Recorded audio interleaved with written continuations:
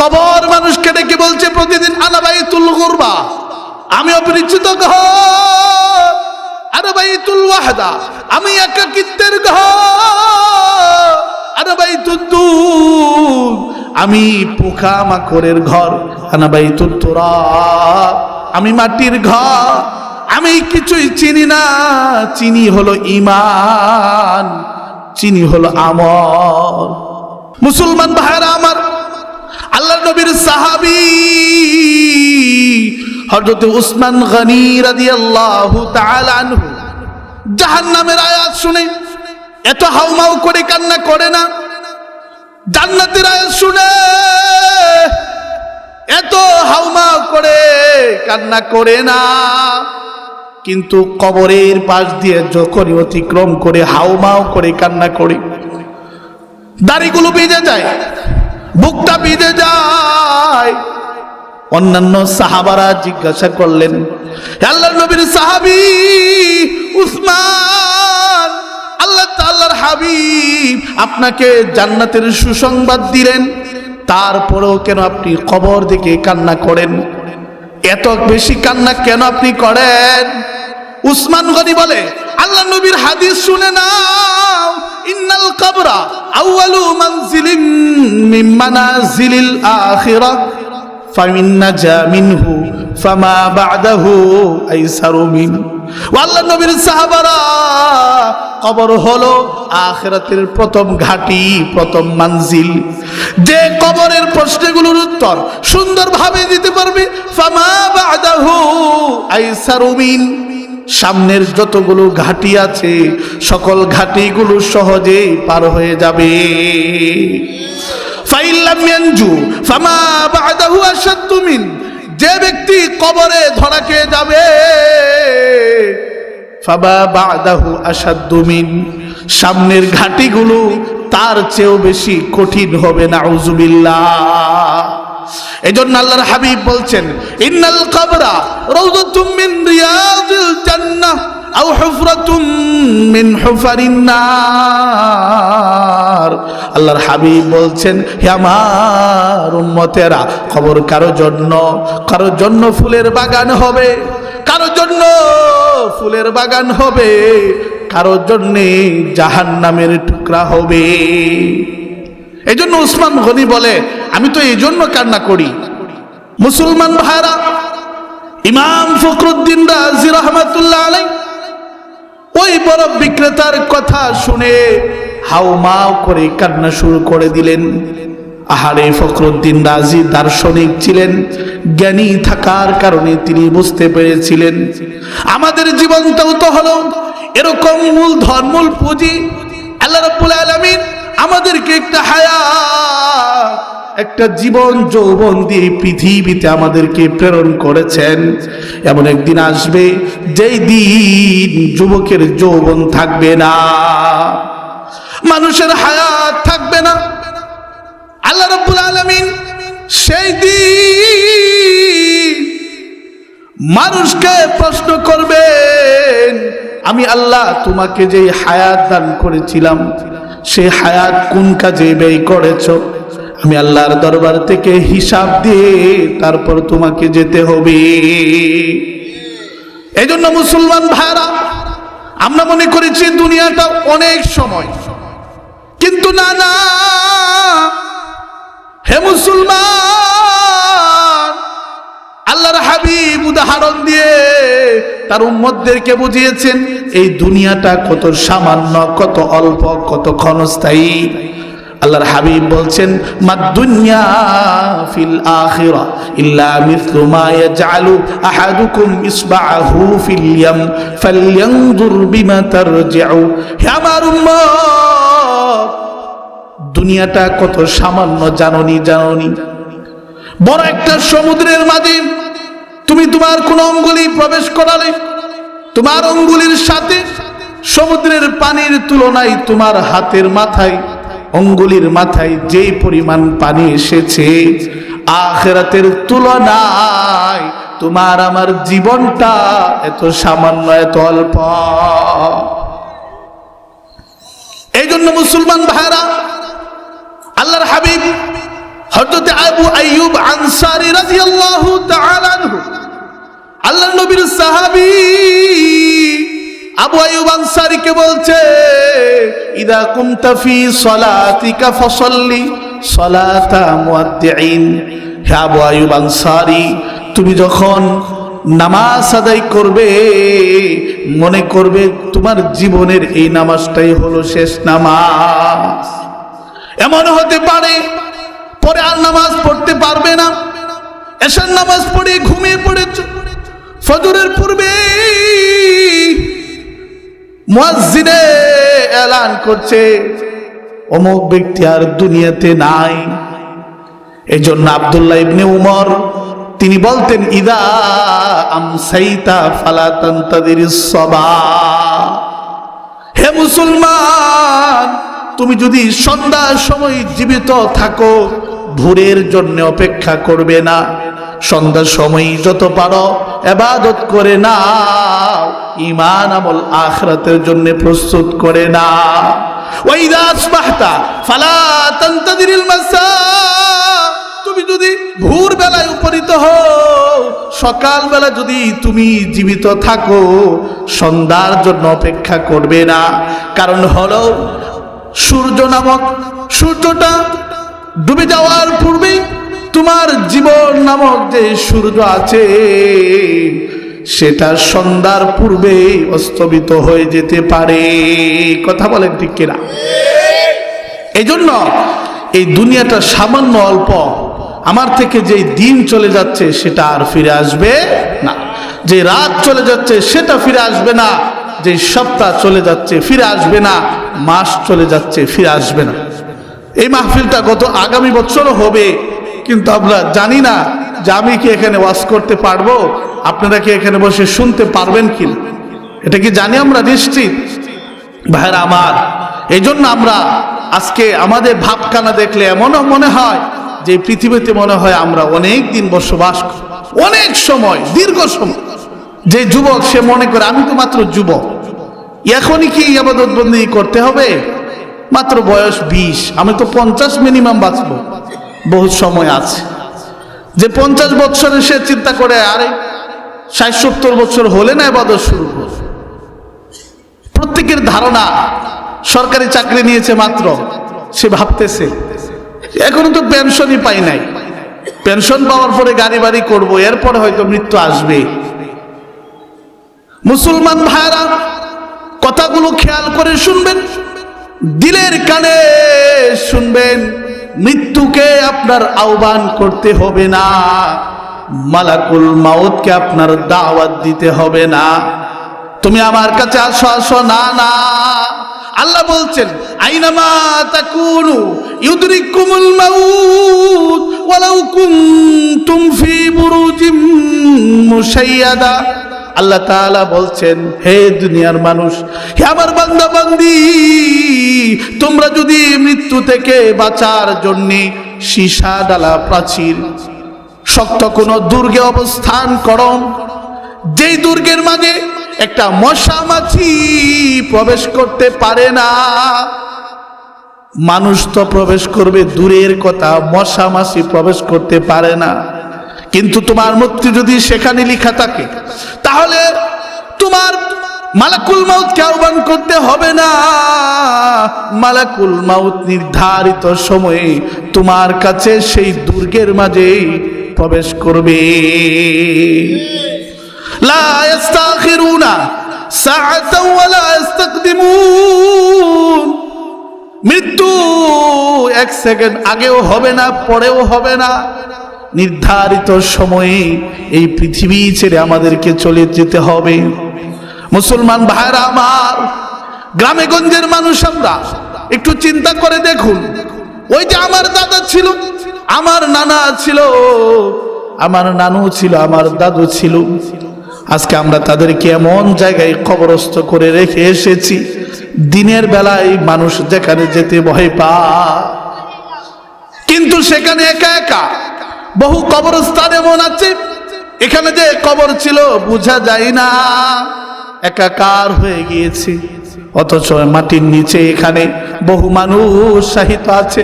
মুসলমান ভাইরা, একদিন আমাদেরও এমন হবে। আমার পাশ দিয়ে মানুষ হেঁটে যাবে, আমার উপর দিয়ে মানুষ হেঁটে যাবে, গরু ছাগল আমার উপর দিয়ে হেঁটে যাবে, কিন্তু মাটির নিচে আমি আপনি শুয়ে থাকব। সেই দিন ভালো থাকতে পারবো যদি আমার আপনার জীবন যৌবনটা যদি আমি আপনি মূল্যায়ন করতে পারি।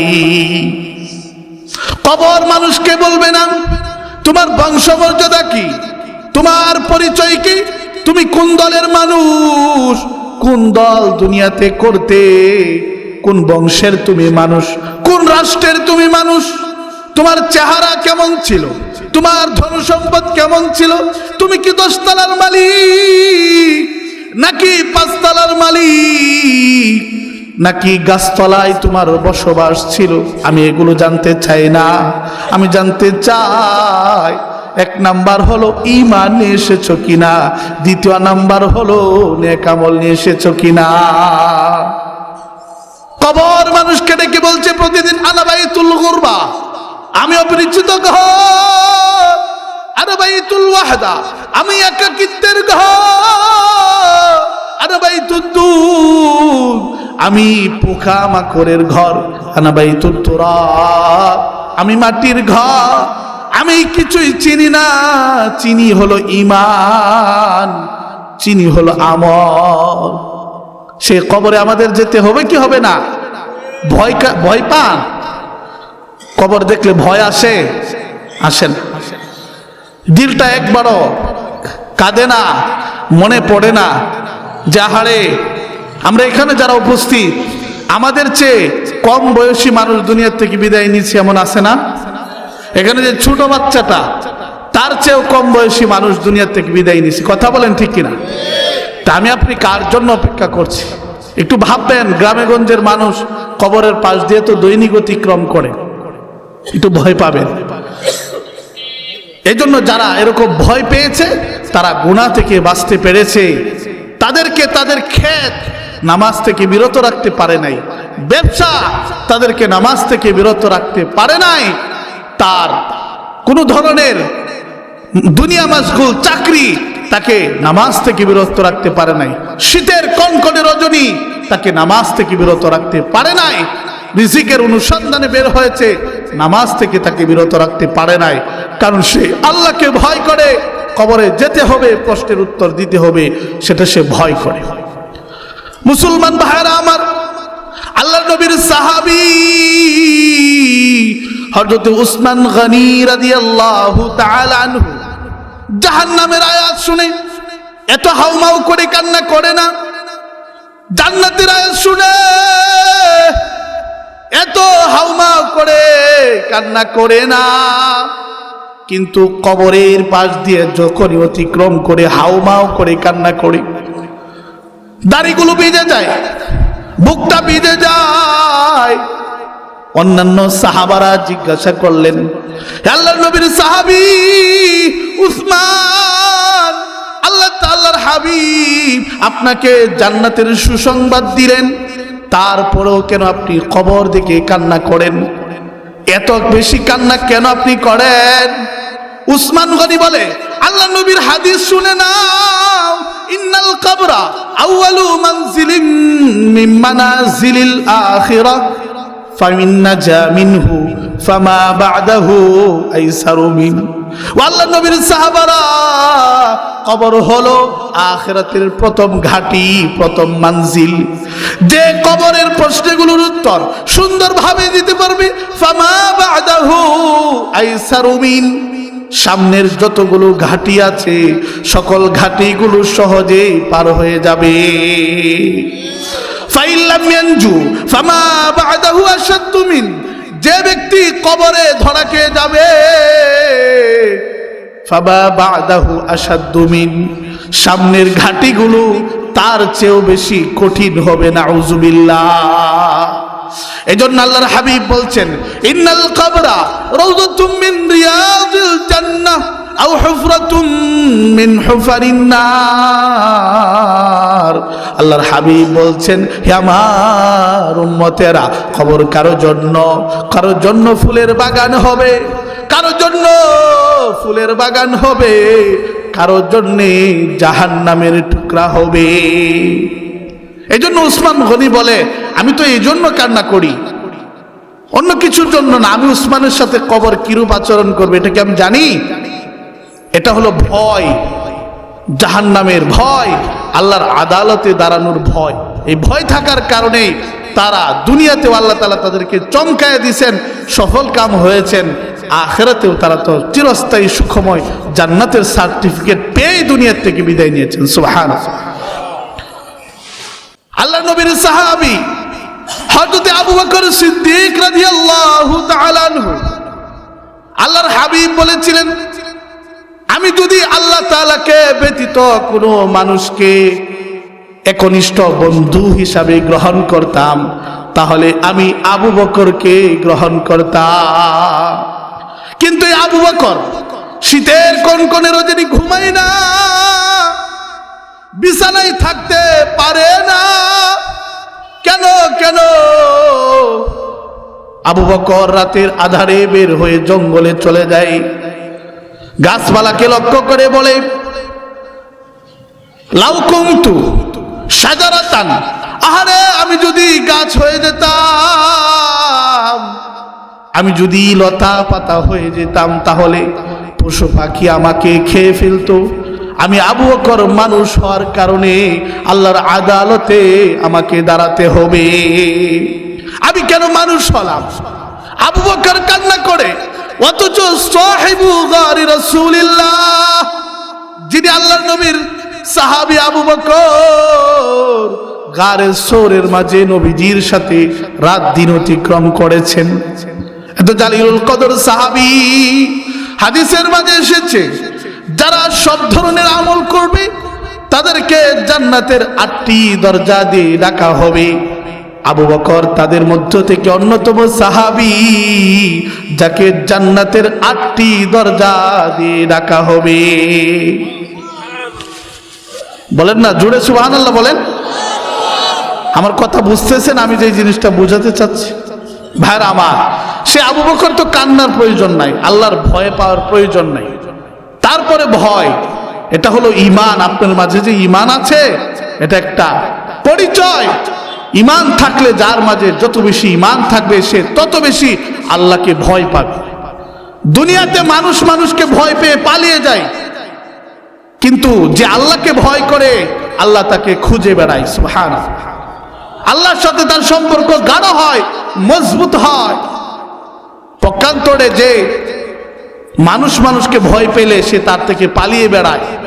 এজন্য আল্লাহর ভয় যার অন্তরে যত বেশি থাকবে, কবরের ভয় যত বেশি থাকবে, সে তত বেশি গুনাহ থেকে বাঁচতে পারবে।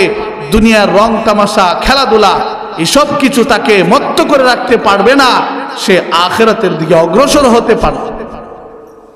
এজন্য আমিরুল মুমিনিন হযরত ওমর ফারুক রাদিয়াল্লাহু তাআলা আনহু, আল্লাহর নবীর সাহাবী হযরত ওমর রাদিয়াল্লাহু তাআলা আনহু, তিনি তো বলতেন, আল্লাহ তাআলা যদি কিয়ামতের ময়দানে সমস্ত মানুষদেরকে জান্নাতে দিয়ে দেয়, শুধুমাত্র একজনকে জাহান্নামে দেয়, আমি উমর ভয় করি সেই মানুষটা আমি উমর হয়ে যাই কিনা। আবার উমরের বয়ে আশা, এত আশা এত আশা।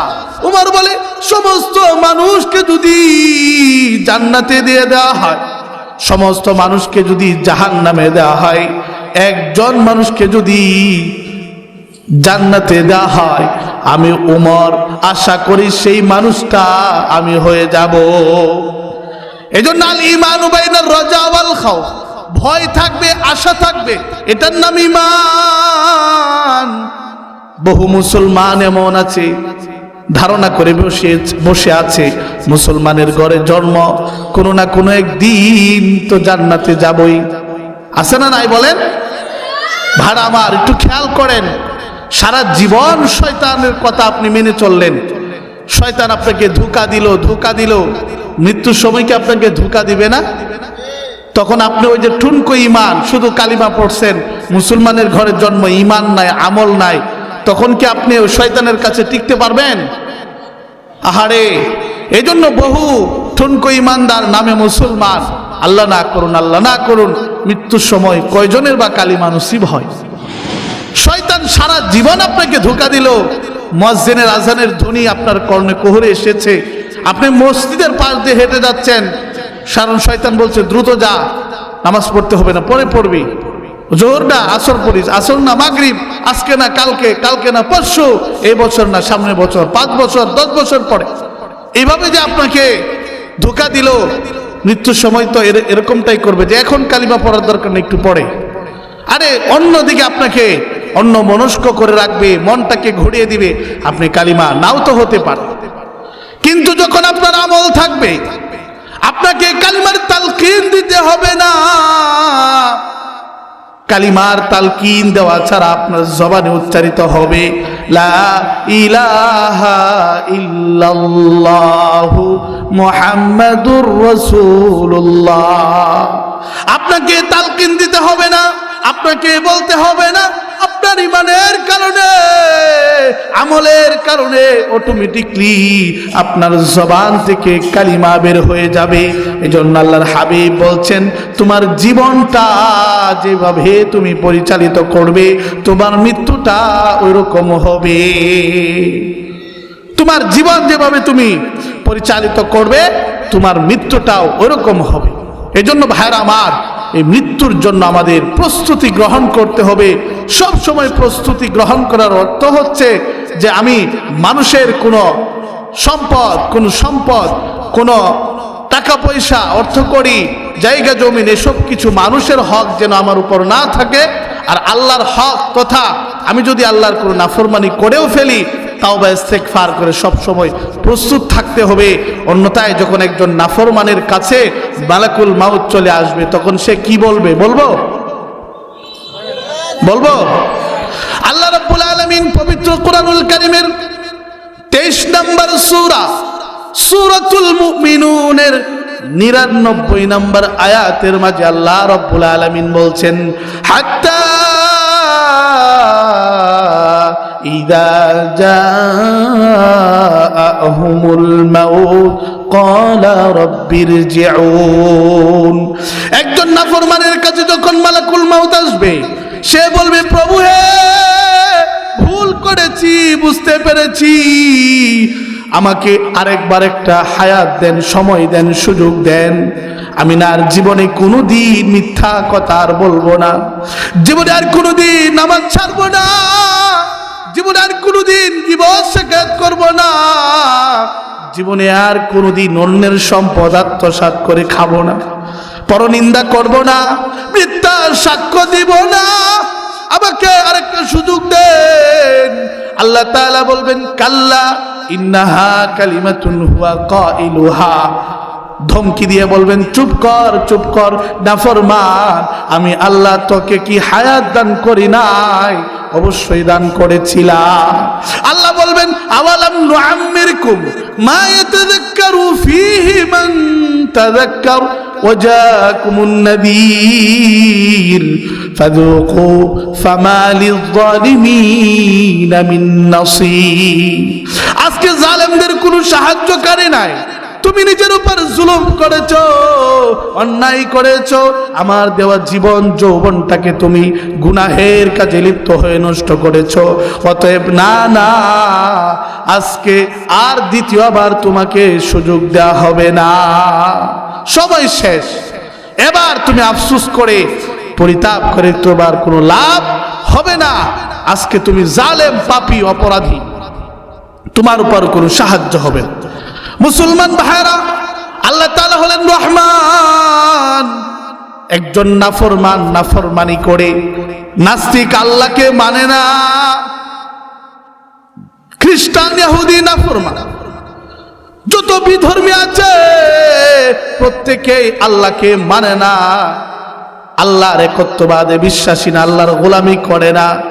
আরেকজন নাফরমান কিন্তু মুসলমান। সবাইকে আল্লাহ তাআলা খাওয়ান পড়ান, রিজিকের ব্যবস্থা করেন, না চাইতেই জমিন থেকে উৎপন্ন ফসল আমাদের খাবারের ব্যবস্থা করেন, শ্বাস প্রশ্বাসের ব্যবস্থা করেন, আল্লাহর নাজ নিয়ামত দেখার সুযোগ আমাদেরকে করে দিয়েছেন, কারণ তিনি হলেন রহমান। সবাইকে খাওয়ান, সবাইকে পড়ান, কিন্তু আখিরাতে তিনি হয়ে যাবেন রহিম। যারা শুধু মুমিন মুসলমান ঈমান নিয়ে কবরে যাবে, নেক আমল নিয়ে কবরে যাবে, আল্লাহ তাআলা শুধুমাত্র তাদের উপর সেই দিন রহম করবে। সেই দিন কাফেররা আল্লাহর রহম থেকে বঞ্চিত হবে। সেই দিন যারা নাফরমান তাদের উপর সেই দিন দয়া করা হবে না, রহম করা হবে না। আল্লাহ বলেন ফাযুকু ফামা লিয-যালিমিন মিন নাসির।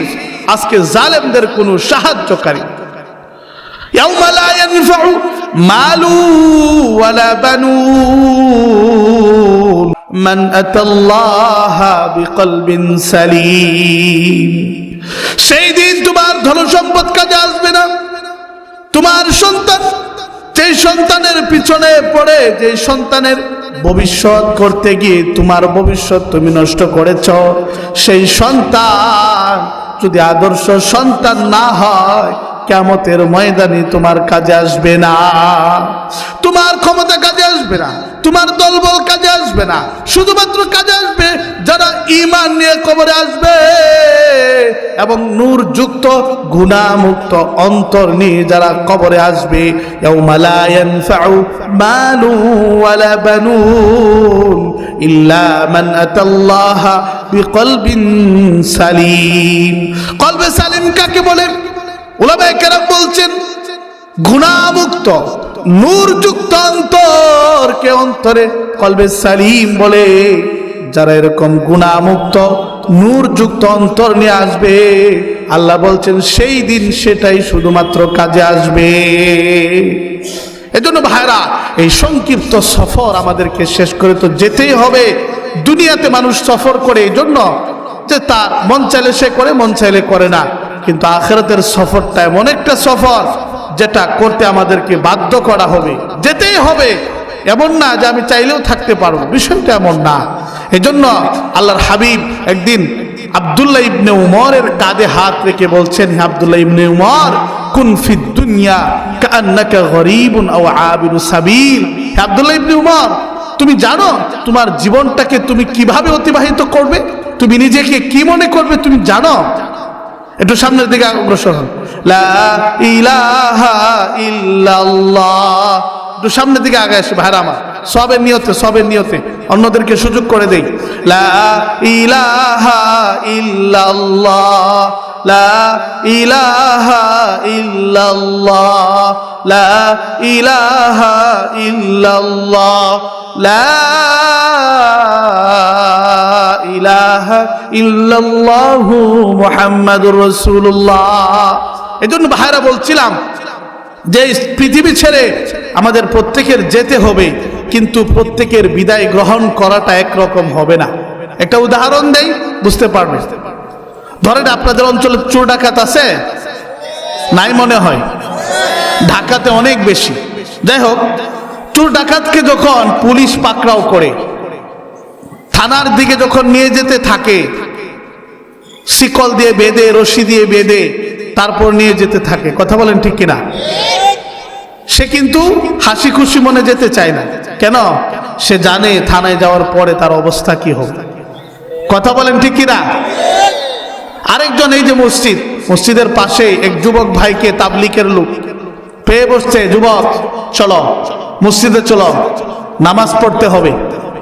যুবক জানে মসজিদে যাইলে আমাকে মারবে না, পারলে নাস্তা করাবে, খাওয়াবে, আমাকে নামাজের কথাই বলবে সর্বোচ্চ, পারলে নাস্তা করাবে, কিন্তু আমাকে মারবে না। সে যখন তাবলিগের ভাই যখন বলবে চলো, সে হাসতে হাসতে চলেন। মুসলমান ভাইরা আমার, খুব খেয়াল করে শুনবেন, মনটাকে নরম করে শুনবেন। এই পৃথিবী থেকে প্রত্যেকে বিদায় গ্রহণ করবে, কিন্তু প্রত্যেকের বিদায় গ্রহণ করাটা একরকম হবে না। কেউ মৃত্যুকে হাসি মুখে আলিঙ্গন করবে, কেউ হাসতে হাসতে দুনিয়া থেকে বিদায় গ্রহণ করবে। আল্লাহর হাবিব বলেছেন, তুহফাতুল মুমিনি আল মাউত, মৃত্যু মুমিনের জন্য হাদিয়া। মৃত্যুটাকে মুমিন হাদিয়া হিসাবে গ্রহণ করবে। কেউ কারো তাকে হাদিয়া কালো মুখে গ্রহণ করে না, হাসি মুখে গ্রহণ করে। এই জন্য দুনিয়া থেকে যখন বিদায় নিবে একজন পাক্কা সাচ্চা মুমিন নেককার আল্লাহর বান্দা বান্দি, তাদের কাছে আল্লাহর পক্ষ থেকে রহমতের ফেরেশতা এসে বলবে, আল্লাহ তাখাফু ওয়ালা তাহজানু ওয়া আবশিরু বিল জান্নাতিল্লাতী কুনতুম তুআদুন। আল্লাহ রাব্বুল আলামিনের ফেরেশতাগণ বলবেন, আল্লাহ তাখাফু, তোমার কোনো ভয় নেই, তোমার কোনো পেরেশানি নেই, তোমার কোনো অস্থিরতা নেই, চিন্তার কোনো কারণ নেই। তুমি সামনের দিকে যেই ঘাটিতে যাচ্ছ, যে পরকালে যাচ্ছ, ভয় পাওয়ার কিছু নেই। ফেরেশতারা তোমার সঙ্গে আছে এবং থাকবে। শুধু তাই নয়, দুনিয়াতে আছে, বিষয়টি এমন নয়, পরকালেও থাকবে, যতক্ষণ পর্যন্ত না তোমরা জান্নাতে প্রবেশ করবে। নাহনু আউলিয়াউকুম ফিল হায়াতিদ দুনিয়া ওয়া ফিল আখিরাহ ওয়া লাকুম ফিহা মা তাশতাহি আনফুসুকুম ওয়া লাকুম ফিহা মা তাদউন। এরপরে জান্নাতীদেরকে বলা হবে, দুনিয়াতে থাকতে বহু জিনিস খেতে মন চেয়েছিল, খেতে পারো নাই। দুনিয়াতে বহু স্বপ্ন ছিল, পূরণ হয় নাই। বহু চাহিদা ছিল, পূরণ হয় নাই। কত স্বপ্ন এঁকেছিলে, সব পূরণ আজকে করব। কি মন চাই বলো, অন্তরে মানুষ কল্পনা করতে দেরি হবে, কিন্তু সামনে উপস্থিত হতে দেরি হবে না। এই জন্য সেও তো দুনিয়ার থেকে বিদায় নিল, আর আরেকজন হলেন নাফরমান অপরাধী, সেও দুনিয়ার থেকে বিদায় গ্রহণ করবে, কিন্তু সে সহজেই বিদায় গ্রহণ করবে না। এই জন্য মুসলমান ভাইরা আল্লাহ তাআলা বলছেন, ওয়ালাউ তারা ইযিল যালিমুনা ফি গামারাতিল মাউতি ওয়াল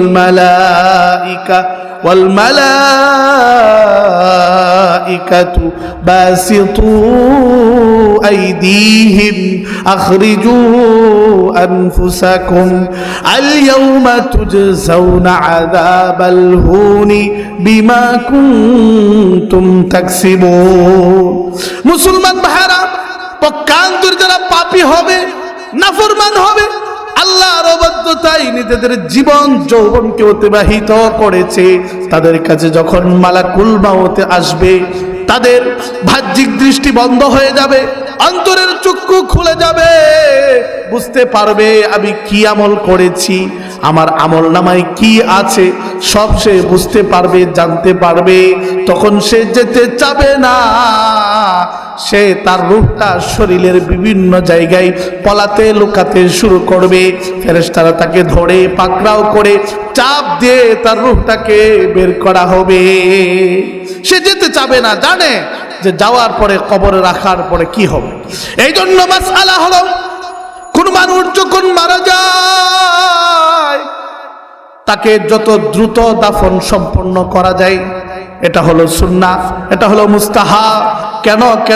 তার কারণ হচ্ছে, সে যদি জান্নাতি মানুষ হয়, নেককার হয়, তখন সে তার আত্মীয় স্বজন সবাইকে বলতে থাকে, আমাকে দ্রুত নিয়ে যাও, জান্নাতের নাজ নিয়ামতগুলো আল্লাহ তাআলা আমাকে দেখিয়েছেন, আমার সহ্য হয় না, আমার বরদাস্ত হয় না, আমার সহ্য হয় না, আমার বরদাস্ত হয় না, আমাকে দ্রুত নিয়ে যাও, জান্নাতি নাজ নিয়ামতগুলো আমি পেতে চাই। এই জন্য মুসলমান ভাইরা, যখন একজন নেককার আল্লাহর বান্দা বান্দি কবরস্থ হবে, আল্লাহ তাআলা বলবেন, নাম কানাউমিল আরুস, নবদুলহান নববধূ প্রথম রজনীতে যেভাবে ঘুমায়, আরামের ঘুম ঘুমায়, চিন্তা নাই, পেরেশানি নাই, পেরেশানি নাই, অস্থিরতা নাই, যত আরামের ঘুম ঘুমাই তুমিও সেভাবে ঘুমাও। একজন নেককার মানুষ ঘুমিয়ে থাকবে, শত শত হাজার হাজার বছর চলে যাবে, কিয়ামত সংগঠিত হয়ে যাবে, হাসরের মাঠ কায়েম হয়ে যাবে, তখন ফেরেশতারা এসে যখন তাকে ঘুম থেকে জাগ্রত করবেন, সে বলবে ক্বালু ইয়া ওয়াইলানা মান বা'আসানা মিন মারকাদিনা হাযা মা ওয়া'আদার রহমান ওয়া সাদাকাল মুরসালুন। মাত্র না ঘুমালাম, কাঁচা না ঘুমটা আমার, কে আমাকে জাগ্রত করলি, কেন জাগ্রত করলি? ফেরেশতা বলবে আল্লাহর বান্দা বান্দি শত শত হাজার হাজার বছর চলে গিয়েছে, তুমি ভাবছো মাত্র ঘুমিয়েছো? না না, আল্লাহ তাআলা পৃথিবী ধ্বংস করে দিয়েছেন, কিয়ামত সংঘটিত হয়েছে, হাসরের মাঠ কায়েম হয়েছে। উঠো, তুমি জাগ্রত হও, আজকে তোমাকে আল্লাহর আদালতে দাঁড়াতে হবে, প্রত্যেককে দাঁড়াতে হবে, আজকে হিসাব নিকাশ হবে। মালিক ইয়াউমিদ্দিন, আল্লাহ তাআলা আজকে বদলা দিবেন, প্রতিদান দিবেন, যে যেরকম আমল করেছে প্রত্যেককে পুঙ্খানু ভাবে দেওয়া হবে। এক চুল পরিমাণ জুলুম হবে না, সামান্য জুলুমের কেউ কল্পনাও করতে পারবে না, কেউ সেখান থেকে পার পাবে না। না, আল্লাহ বলছেন ফামাইয়া আমাল মিসকালা যাররাতিন খায়রান ইয়ারা ওয়া মাইয়া আমাল মিসকালা যাররাতিন শাররান ইয়ারা। যে সামান্য থেকে সামান্য, ক্ষুদ্র থেকে ক্ষুদ্র নেক আমল করবে, সেটাও সে তার আমল নামায় দেখতে পাবে। আর সামান্য থেকে সামান্যতম যদি কেউ অপরাধ করে, সেটাও সে আমল নামায় দেখতে পাবে। এই জন্য মুসলমান ভাইরা বলছি, প্রত্যেকেই বিদায় গ্রহণ করবে, কিন্তু প্রত্যেকের বিদায় গ্রহণ করাটা একরকম হবে না। কেউ হাসতে হাসতে মৃত্যুটাকে আলিঙ্গন করবে, আবার কেউ যেতে চাবে না, কিন্তু তারপরেও প্রত্যেককে নিয়ে যাওয়া হবে। এরপরে কবরস্থ হওয়ার পরে কেউ হয়তো আরামের ঘুম ঘুমাবে, আবার কেউ দাউ দাউ করে আগুন জ্বলবে, সাপ বিচ্ছুর ঘরে তাকে থাকতে হবে। এরপর তাকে হিসাবের কাঠগড়ায় দাঁড়াতে হবে। সেখান থেকে যদি সে মুক্তি পায় তাহলে তো ভালো, যদি মুক্তি না পায় তাহলে আসল যেই জাহান্নাম, এতদিন পর্যন্ত কবরে জাহান্নামের শুধুমাত্র হালকা শাস্তি হয়েছে, এখন চূড়ান্ত পর্যায়ের জাহান্নামের শাস্তি তার জন্য শুরু হবে। আল্লাহ তাআলা কোরআনে বলছেন কুল্লামা নাযিদাত জুলুদুহুম বাদদালনাহুম জুলুদান গায়রাহা লিয়াযুকুল আযাব। একজন মানুষকে যখন জাহান্নামে ফেলে দেওয়া হবে, ফেলে দেওয়ার সাথে সাথে পুড়ে একেবারে ছাই কালো কুচ্ছিত হয়ে যাবে, আবার তাকে চামড়া নতুন করে দেওয়া হবে, আবার সে পুড়ে ছাই হয়ে যাবে, আবার চামড়া হবে, আবার ছাই হয়ে যাবে। এভাবে হাজার হাজার বছর সে বলতে থাকবে, জ্বলতে থাকবে, জ্বলতে থাকবে। আরে নাফরমান আল্লাহর কাছে বলবে রব্বানা আখরিজনা না'মাল সালিহান গায়রাল্লাযী কুন্না না'মাল। প্রভু হে, কান থেকে একটু বের করে দেন না, সামান্য বের করে দেন। মুফাসসিরিনে কেরাম বলছেন একদিন নয়, 2 দিন নয়, 1000 বছর পরে আল্লাহর পক্ষ থেকে উত্তর আসবে, হে নাফরমান, দুনিয়াতে আমি আল্লাহ তোকে কতবার না ডেকেছিলাম, মুয়াজ্জিন তো আমার প্রতিনিধি, দৈনিক তোকে 5 বার আমি তোকে ডেকেছিলাম, আয় আয় আয়, নামাজের দিকে আয়, কল্যাণের দিকে আয়, তোর ব্যবসায় বরকত হবে, তোর চাকরিতে বরকত হবে, তোর পরিবারের মাঝে শান্তি আসবে, বিপদ আপদ থেকে তুই বাঁচতে পারবে।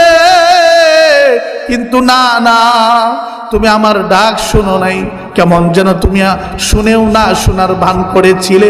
ক্বালা কাযালিকা আতাতকা আয়াতুনা ফানাসিতাহা ওয়া কাযালিকাল ইয়াউমা তুনসা।